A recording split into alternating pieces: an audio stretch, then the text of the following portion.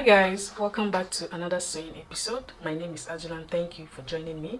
In today's tutorial, I'm going to show us the step-by-step process of making a budget-friendly overlapping ball dress. Before we start, don't forget to hit that subscribe button to stay updated on my upcoming sewing tutorials. So let's get started. To make a simple and budget-friendly ball dress, you're going to need just 3 things, and that is you're going to be needing your organza or your net or any fabric of your choice, and of course you're going to be needing your satin and your lining. These are just the 3 things you need: your satin, your lining, and either your organza or net or even any other fabric of your choice. And then you'll be needing your hairstay. This is optional.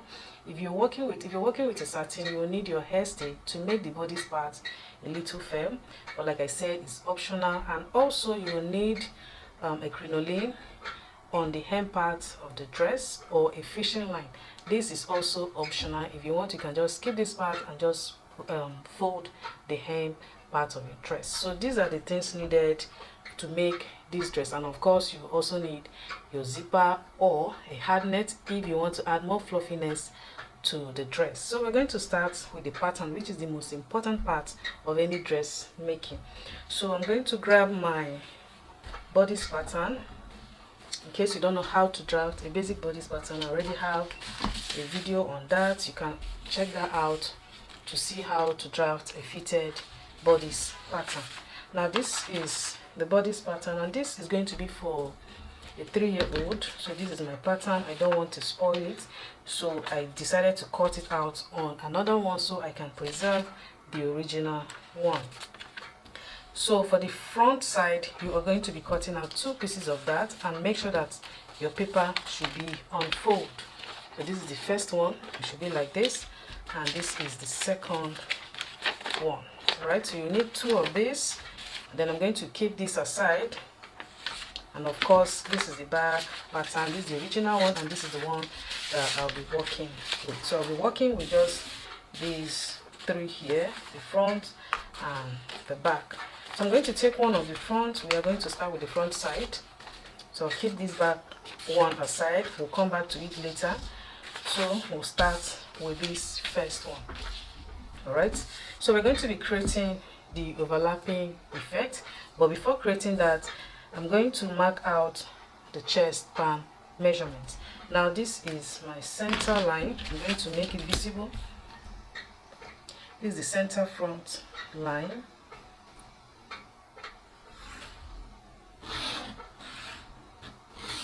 All right, like I was saying, this is the center front line. Okay, so I'm going to mark out the chest pan measurement on this part, which is my right hand side. So I'm going to be marking it from this center line. I'll mark out the chest pan measurement, and for this age the chest pan measurement is 5 inches. Since I'll be marking this on only one side, so I'll just mark half of that 5 inches, which is 2.5. So I'll place my tape like this and mark the point. This is it, 2.5. Okay, now I don't want my overlapping effect to come all the way down to this point. So to reduce it or to make it stay on the center or at the middle, I will just come over to this armhole point and just mark 1 inch. Okay, I'm going to mark 1 inch all the way down to this end and connect. So my overlapping effect will come from the armhole point and end only on these parts that I'm going to connect now. I don't want to come all the way down, so I'll just connect. Now if you don't want to use 1 inch like I did, you can also decide to come down a bit, but here is perfect for me, so that by the time you attach the buttons here, the feet will really come out well. All right, so now this is the point. So I will now come over to this and mark the 2.5 that I have here. I'm going to mark it again here. Okay, so this is the point. All right, then I'm going to connect it all the way down like this. Alright, so this is the chest span measurement. Assuming I want to add a dart, this is where your dart leg will come in. So after doing this now, we're going to mark it now, or curve it. This part, you can also use your free hand, it's optional. You can just just be creative with this part, or use your ruler just to get it right. And now also note that this point is the center of the armhole line, the point that will go in by 1/2 inch, just to enable us to create the armhole curve. This is the point. That is why I place this mark here to let me know, because this is not the original pattern. So I'll now place my ruler like this to get the first overlapping one here.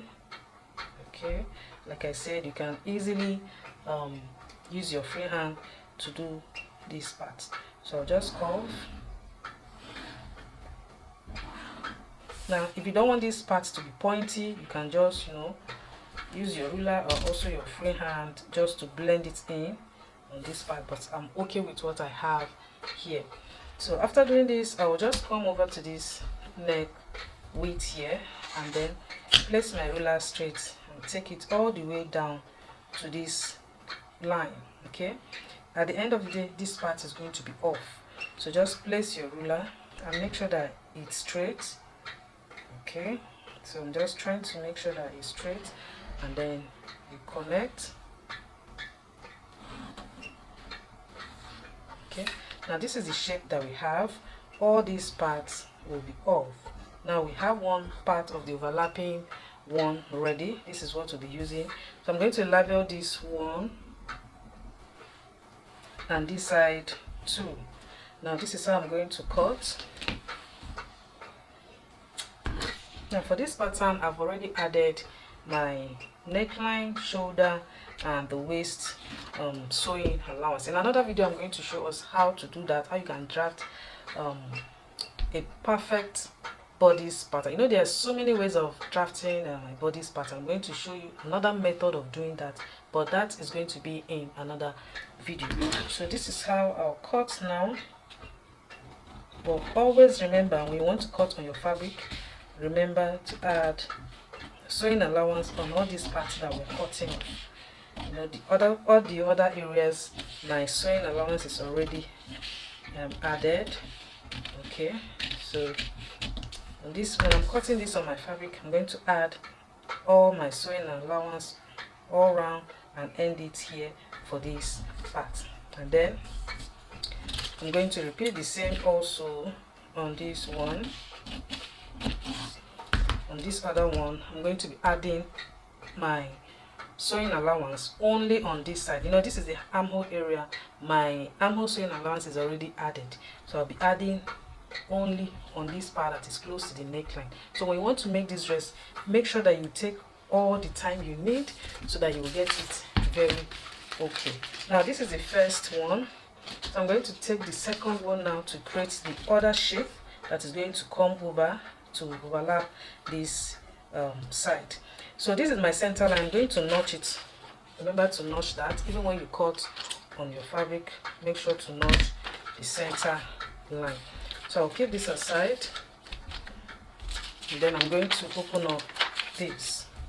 So now I'm going to connect this point. Remember how we did it? I'm going to connect, even though at the end of the day some parts will no longer be useful. So I'll just quickly connect.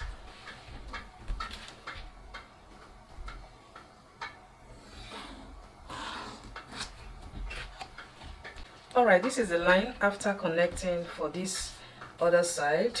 So I'm going to repeat what I did on this one here. So I'll just come down by 1 inch. Okay, so this is my 1 inch.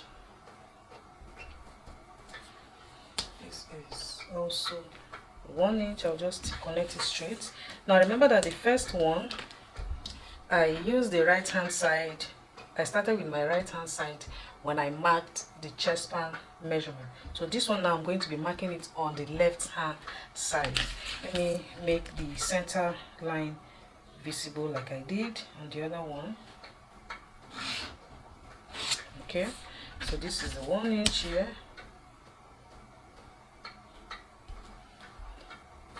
So like I said, I'll be marking out the chest band now on this left hand side. This is my left hand side, so I'll be marking it here. So this is my 2.5 here, and then I'll mark it here and then connect it straight.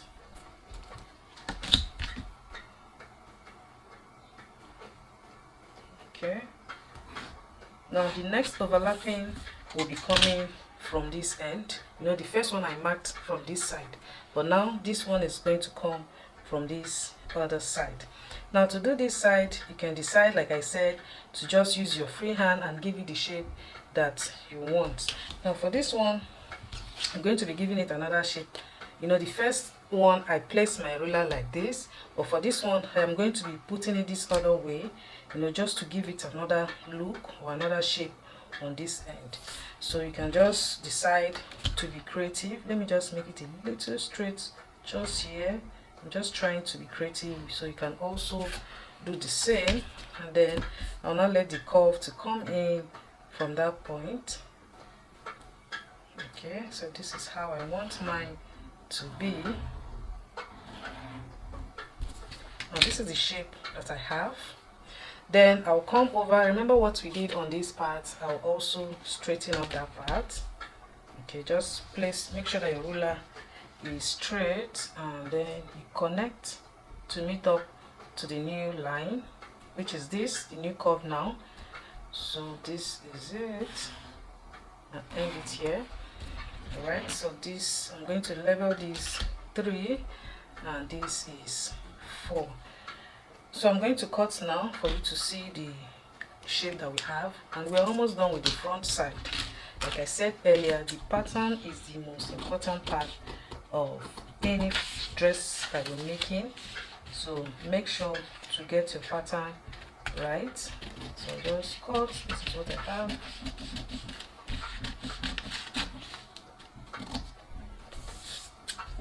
Then I cut this off.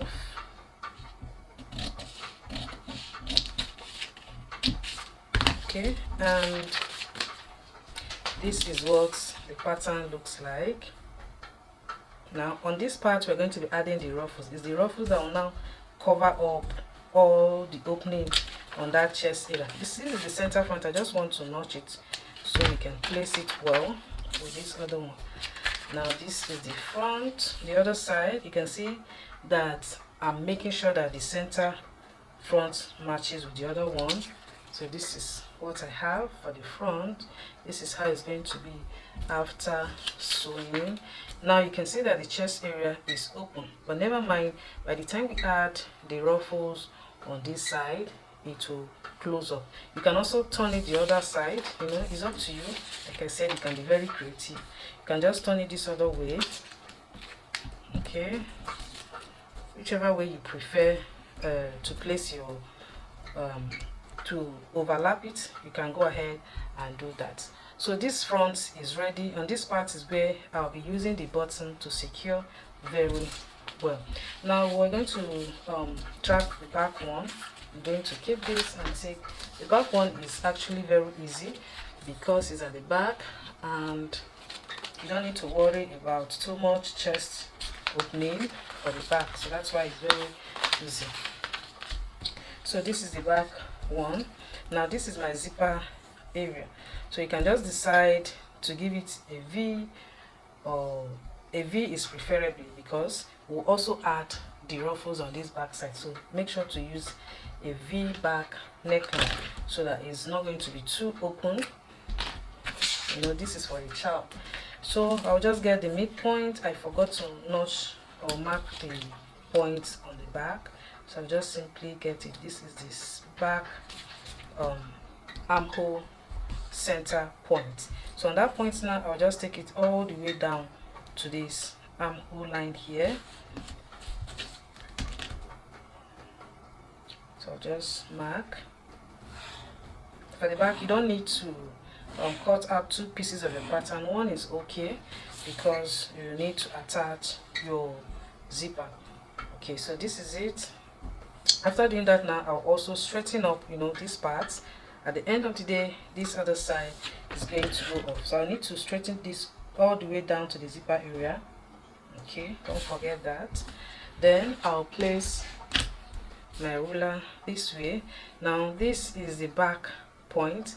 This other side, this ½ inch here is the sewing allowance, so I'll just place it not on this end, but from this point, you know, just minus that ½ inch there and take it from that point, straighten up your ruler and then connect, and the back one is ready. All right, so this is how I'm going to cut. Remember I said that you should always add your sewing allowance anytime you use any slashing method. Always add your sewing allowance. So this is what the back will look like. By the time we add the ruffles here, it will cover up this little opening that is here. All right, so I'll just quickly show us how to cut out the sleeve before the sewing. This is my sleeve pattern, so we're going to alter this to create a very big bubble sleeve. So for the sleeve, you need to make it very big because we're not going to be adding a satin or lining to it. It's just the organza, so you need it to be very big so that by the time you use your gather or your elastic or elastic thread, it will come out or stand out very nice. So for that, I'm going to alter the sleeve pattern. And now before I continue, we have our online classes every month, and for this month we will soon start. So if you're interested in any of it, kindly send me a WhatsApp message in the number that I'll be dropping in the description box for you to know more details about the class. All right, so this is my sleeve pattern. Now for you to know if your sleeve pattern matches with your bodice pattern, this is how to do that. I'll just quickly show us this. This is another tip in sewing children clothes. Okay, so just measure what you have on your pattern. Now this is the back one. Let me separate it. So this is a little trick for those of us that are having issues under the arm, that is after joining your sleeve. Sometimes the under the arm will not match exactly with the side, so this is how to get a perfect match for both the sleeve and the bodice. So this is the front one. Now I am placing my tape from this point here. Remember that this is my shoulder sewing allowance. You don't need to take your tape all the way to that point. So I'm just placing it now from there, and gently move your tape round, okay, to see what I have there. All right, you can see that I have 6 1/4 for the front. So I'll check what I have for the back also. This is the back. Remember to minus your shoulder sewing allowance. Don't include that when you want to measure this. So this is the back one. You can just move your tape simply. This is 6 on the dot, so this is 6 1/4. So I'm going to check what I have on my sleeve. This is the center point. From here I'm going to check what I have there. This way you will not have any issue anytime you want to join your sleeve to the bodice part. You can see that on this end I have 6 1/4 on the dot, and this other side, let me see what I have here. So before you start joining, this is 6, almost 6 1/2, which is still okay. So make sure to measure all these before you start your sewing so that you don't have any difficulty. All right, so I'm going to mark out the center line on this. I'll quickly do this part because I have so many videos on this, that is on how to make a bubble sleeve. It's still the same way. So just use 1 inch distance from each of these, then slash them open. I'll be using the slash and spread method. I'll just quickly do this side. So you can see I am marking out 1 inch, 1 inch, and then I'll connect it straight.